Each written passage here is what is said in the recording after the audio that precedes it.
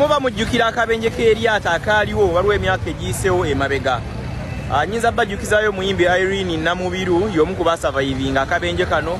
Waliko omulangira Wasajja n'abantu abalala. Kuliko omugagga omu yalugulamu obulamu era nga kigambibwa nti yali nannyini mmotoka eno gy'olaba mu background yange.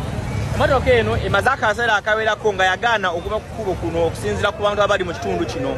Era kigambibwa nti ne poliisi y'ekira yagikimawooko n'egitwala ekira ku divisioni naye oluvannyuma mbu baagiza olw'ebizibu ebyenjawulo bye baafeesinga.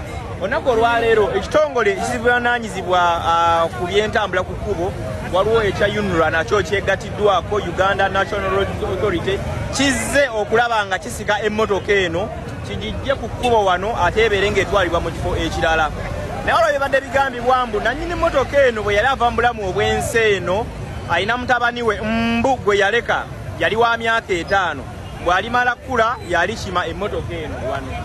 Era babadde nga bagamba nti emmotoka eno babadde nga bajjanga okugikimawo wano naye nga tevaawo. Badde nga bajja ne bagikoleezaamu ab'eŋŋanda mbu neeyaka ne bamala ne bavaawo. Olwaleero ki kye tulinze? Tuli wano ku luguudo oludda e Namugongo kumpi n'ekyali Wajjala nga wakayita ku agenda oba ng'ova ekireka. Naye tulinze okulaba okukakasa ddala emmotoka eno ku luno enaavaawo era bw'enaagenda tebe mbuzibu bwonna. Bayinginiya bagyekebejja era bagenda mu maaso okulaba nga baagala okugyawo emmotoka eno. Nze Sonko Muhammad maaso ku lutimbe.